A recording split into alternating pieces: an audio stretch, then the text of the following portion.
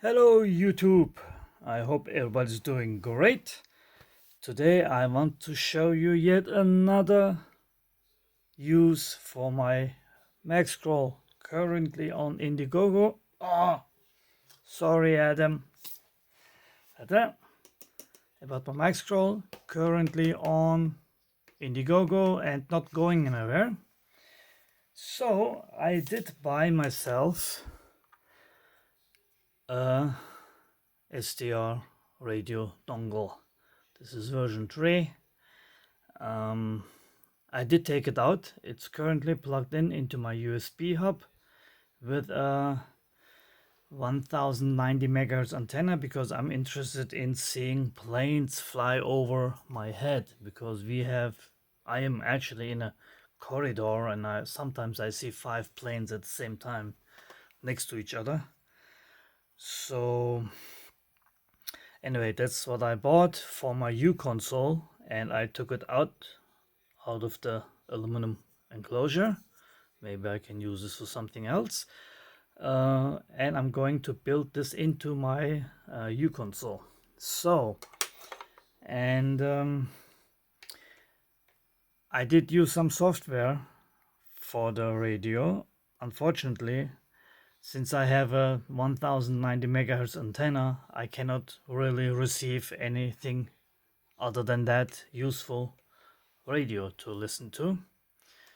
So, but I wanted to show you. I did connect it to my PC, but I don't have the correct driver. So, but what I'm gonna show you is doesn't need the antenna. It's basically the software. So, and normally when you use this, you can, I think, move the frequency like this. Maybe once it has lock, because right now I cannot. But watch this. For view effect. Oh, maybe I have to start the little guy. No, it did work a second ago.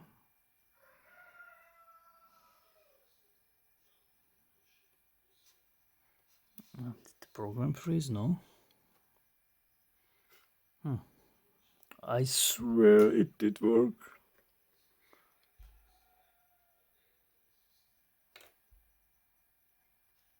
But I think let me start this again.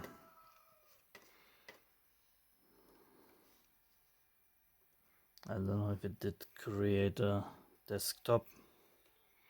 See, even you're not going to use this, you're going to use this. See how easy it is.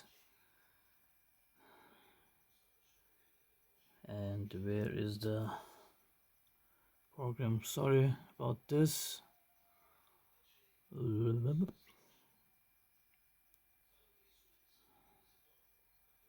Isn't this called, what is the,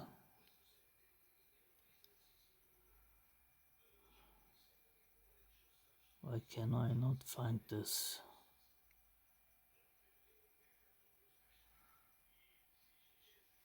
Well, let's try something else. Let's click the setup again. Maybe this is how it works. I'll see now. Then watch here. This is how easy you can change frequency, like on a big ham radio that had the big knobs. This is essentially the same. Since my Mac Scroll does not have detents, it's very smooth scrolling. All the way down, and you can go up. And I think this is easier than to do it with this. That's the whole point. Of course it goes up and down, I mean, obviously. So this is what I wanted to show you. So this is another use if you're listening to stations, radio stations or ham radio or whatever it might be, you can just use the mag scroll to fine-tune the frequency. Now given it goes here with the after the decimal, so let's see if we can, nope. Oh, no. Oh, look at that. I learned something myself. If I have, depending on where I have the mouse pointer, oh, this is nice, no.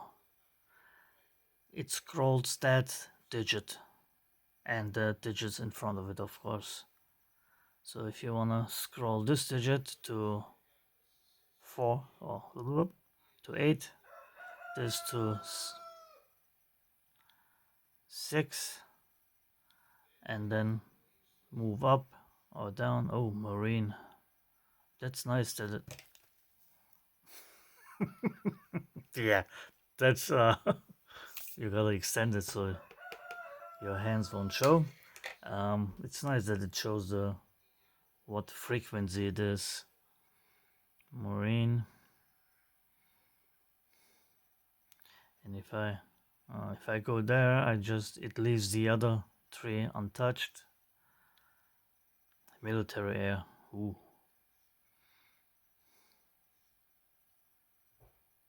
And here I can scroll in the big numbers. So as you can see, you can use the mag scroll very easily to any frequency you want. And this works on Mac, Linux and Windows, obviously. If I would have a regular antenna as well, I don't have yet, I could use it to really tune in and listen to other radio channels. But the main purpose for this was to use it with for air traffic, for watching the planes fly by. So I'm not gonna bother installing the driver for this on my PC because it's gonna go into my U console and I will use it there. So anyway,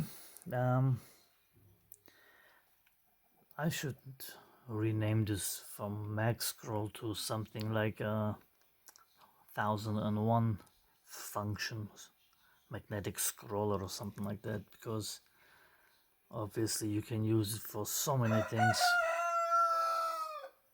Sorry about that. And you see how nicely you can scroll. But I cannot get the public to notice it. And I wrote to so many tech channels, to Gizmodo and I forgot the other name, and other review channels on YouTube and whatnot, and I did get 0 response or replies, not even no reply. So I don't know what I'm doing wrong. I will try. I have 10 days left on the Indiegogo campaign, and it's 83% funded. Even if I get it 100% funded with 20 or 21 or whatever backers, I don't know what's gonna happen.